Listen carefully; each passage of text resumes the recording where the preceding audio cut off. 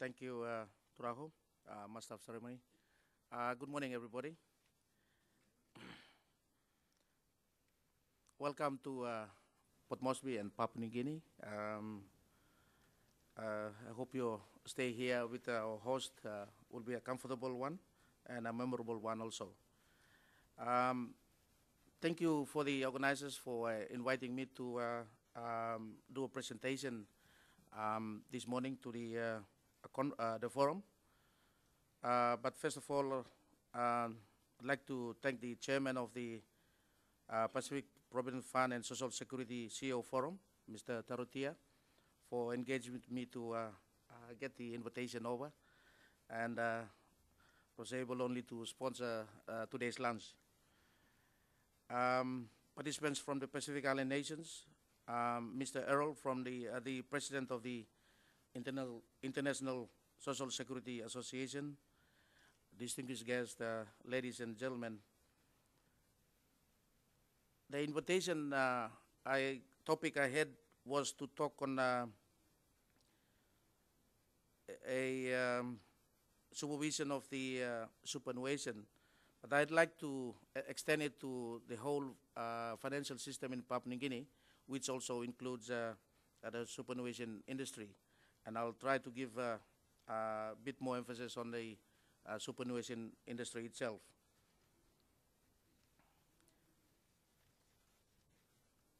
The start of a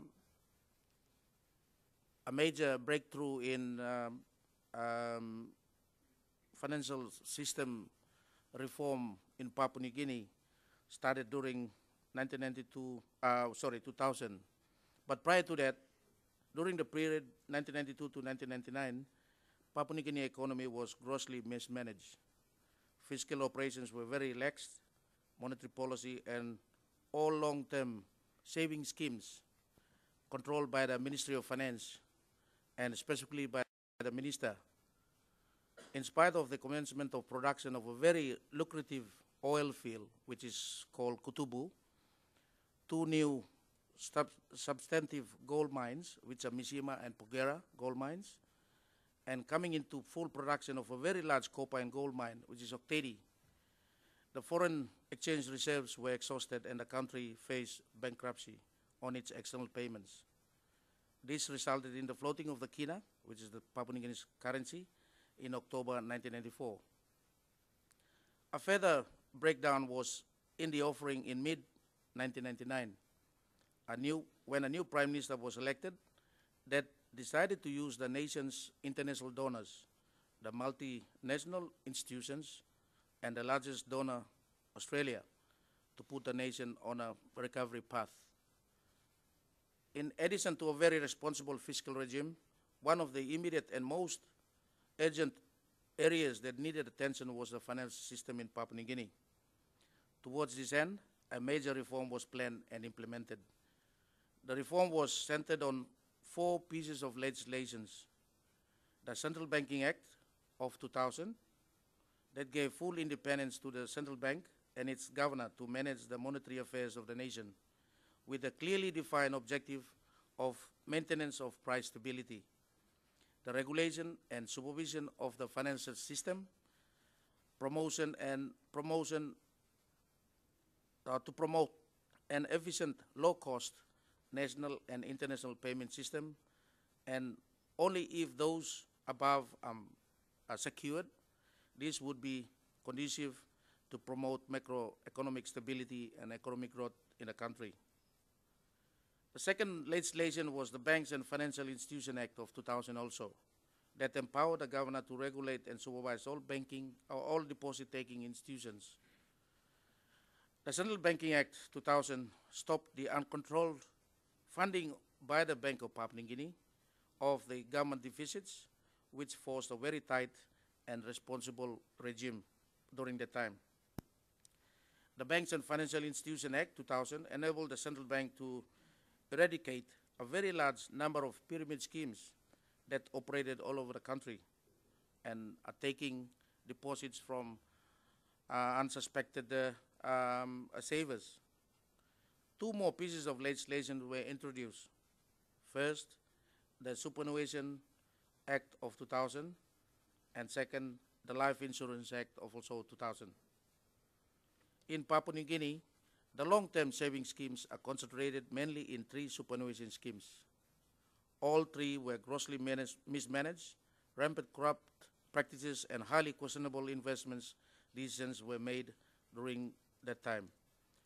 The second largest one, saving the private sector contributors, called at the time the National Provident Fund, which is now today called NASFUND, was on the verge of bankruptcy and was saved by the government through a special bond and by an increase in the contributions by the employers. The Defense Force Retirement Benefit Fund, which is a defined benefit scheme, and the one saving the public sector employees, called today Number 1 Super Limited, a combined defined benefits and accumulation scheme, were also invested in highly questionable projects and far from serving the purpose they were established for.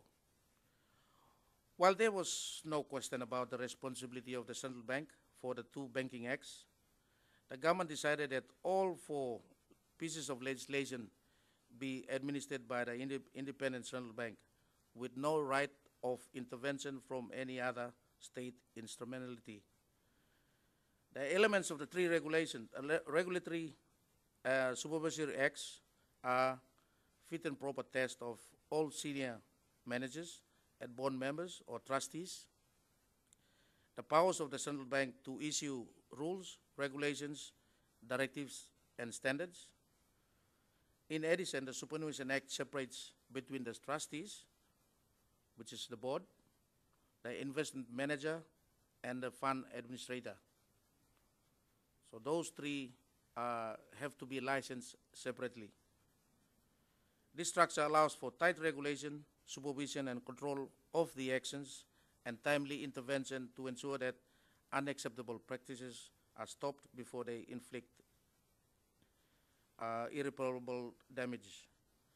Currently, in Papua New Guinea, we have 58 licensed financial institutions supervised and regulated by the central bank, and they include 4 commercial banks, 11 licensed financial institutions, 22 savings and loan societies or credit unions, 6 authorized superannuation funds, 3 investment managers, 4 fund administrators, 4 life insurance companies, and 4 life insurance brokers.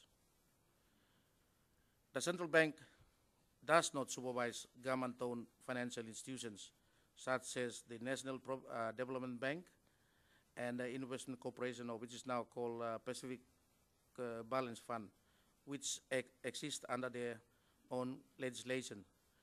General insurance also does not come under the supervision of the Bank of Papua New Guinea. It has its own legislation. Prudential supervision of the financial system has evolved over time and developed to a stronger position.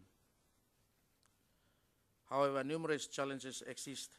The ever-changing global financial landscape as a result of recent financial turmoils in the US and Europe. In 2000, the central bank had to restructure its supervision department to effectively supervise entities under the new supervision and life insurance regime, while at the same time accommodate the changes to the supervision of banks as a result of the financial reforms.